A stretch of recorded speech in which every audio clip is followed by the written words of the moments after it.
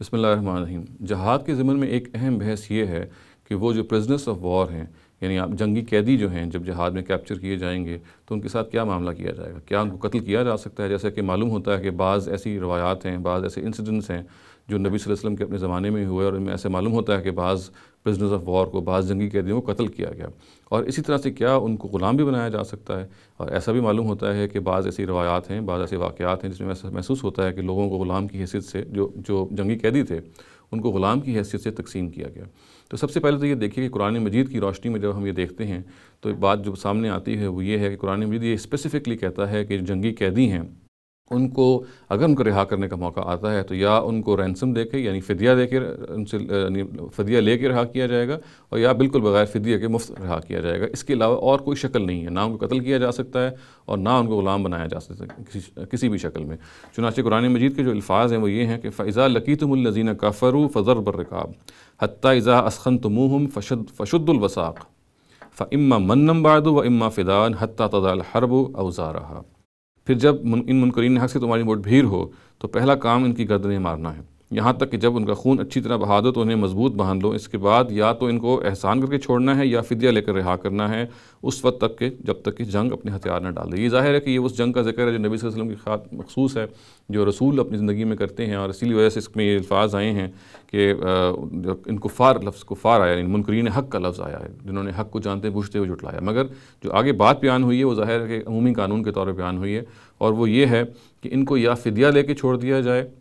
اور یا یعنی احساناً ان کو رہا کر دیا جائے کہ فدیہ بھی نہ لیا جائے، نہ یعنی اس کا مطلب یہ ہے کہ نہ ان کو قتل کیا جا سکتا ہے اور نہ ان کو غلام بنایا جا سکتا ہے۔ اب آئیے اس بات کی طرف کہ جو بعض واقعات نبی صلی اللہ علیہ وسلم کے اپنے دور میں ہوئے جس سے یہ بظاہر معلوم ہوتا ہے کہ پرزنرز آف وار کو، یعنی جنگی قیدیوں کو قتل بھی کیا گیا اور غلام بھی بنایا گیا، تو ان کو ہم اگر الگ الگ دیکھیں تو یہ معلوم ہوتا ہے کہ ان کی تین نوعیت ہیں، یعنی تین کیٹیگریز ہیں۔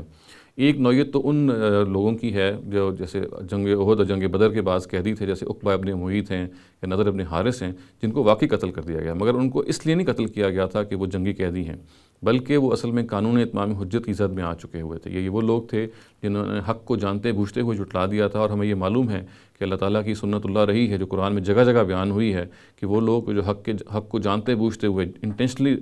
جھٹلاتے ہیں، اور وہ پھر حق پہ اس طرح سے جم بھی جاتے ہیں اور ایکٹیو ایڈورسرز بن جاتے ہیں، معاندین بن جاتے ہیں دین کے، ان کو پھر دنیا ہی میں ختم کر دیا جاتا ہے۔ چنانچہ یہاں پہ جو معاملہ ہوا عقبہ ابن معیط سے، عقبہ ابن ابی معیط اور بعض اور قیدیوں سے، اس کی وجہ یہ نہیں تھی کہ وہ جنگی قیدی تھے، بلکہ اس کی وجہ یہ تھی کہ وہ قانون اتمام حجت کی زد میں آ چکے ہوئے تھے۔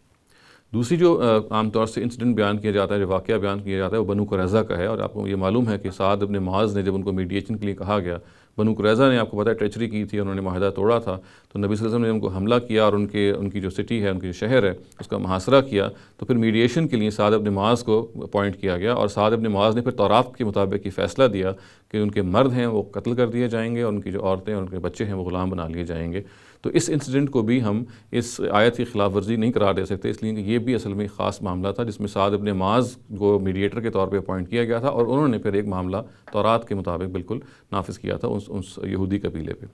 تیسری جو بات ہے کہ بعض واقعات سے یہ معلوم ہوتا ہے کہ شاید بعض جنگی قیدیوں کو غلام کے طور پہ تقسیم کیا گیا، تو ان کا بھی اگر استقصاء کیا جائے تو معلوم ہوگا کہ ایسا نہیں ہے کہ وہ آزاد جنگی قیدی تھے اور پھر ان کو غلام بنایا گیا، بلکہ وہ پہلے ہی سے غلام چلے آ رہے تھے اور وہ غلام ہی کے طور پہ پکڑے گئے ایک جنگ میں یا جنگوں میں، اور پھر ان کو اسی حیثیت سے تقسیم کیا گیا۔ یہ بات بھی میں یہاں واضح کرتا چلوں کہ اسلام نے غلامی کے بارے میں ایک ترتیب سے اس کو ختم کرنے کا ایک باقاعدہ کیمپین چلائی، اور پھر اس کو کمپلیٹلی ایریڈیکیٹ کر دیا، اور ظاہر ہے کہ جب تک یہ چل رہا تھی، کیمپین چل رہی تھی، اس وقت تک یہ قیدی بھی غلام بھی بنائے جا رہے تھے، مگر پھر ایک خاص موقع پہ آ کے مسلمانوں کو حکم دیا گیا کہ ہم لازماً، یعنی مکاتبت کے حکم میں کہا گیا کہ ہر وہ غلام، ہر وہ ذی صلاحیت غلام جو آزادی حاصل کر سکتا ہے، جو سوسائٹی میں کنٹریبیوٹ کر سکتا ہے، اس کو لازماً آزاد کر دیا جائے۔ تو یہ تو میں صرف اس کی وضاحت کر رہا تھا کہ اس زمانے میں جو غلامی کا معاملہ تھا وہ پھر اسلام نے ختم کیا۔ تو اس پوری بات سے واضح ہوتی ہے کہ اسلام میں، یعنی جب بھی اسلامی ریاست میں کوئی جہاد ہوتا ہے اور جہاد کے نتیجے میں کوئی جنگی قیدی پکڑے جاتے ہیں، تو ان جنگی قیدیوں کو نہ قتل کیا جا سکتا ہے محض اس بنیاد پہ کوئی جنگی قیدی ہے۔ ہاں، یہ ضرور ہے کہ اگر انہوں نے وار کرائمز کی ہیں یا انہوں نے بہت گھنونے جنگی جرائم کیے ہیں تو ان پہ ٹرائل ہوگا، ان کو کورٹ میں لے جایا جائے گا، ان کا باقاعدہ ٹرائل کیا جائے گا، اور اس ٹرائل کے نتیجے میں کوئی سزا اگر دی جائے گی تو دی جائے گی، مگر محض اس بات پہ کہ ان کو پکڑ لیا گیا ہے اور پکڑنے کے ساتھ ہی ان کو قتل کر دیا جائے، اس کا کوئی جواز موجود نہیں ہے، اور نہ ہی کسی طور سے ان کو غلام بنایا جا سکتا ہے۔ اقول قولی ھذا واستغفر اللہ لی ولکم ولسائر المسلمین والمسلمات۔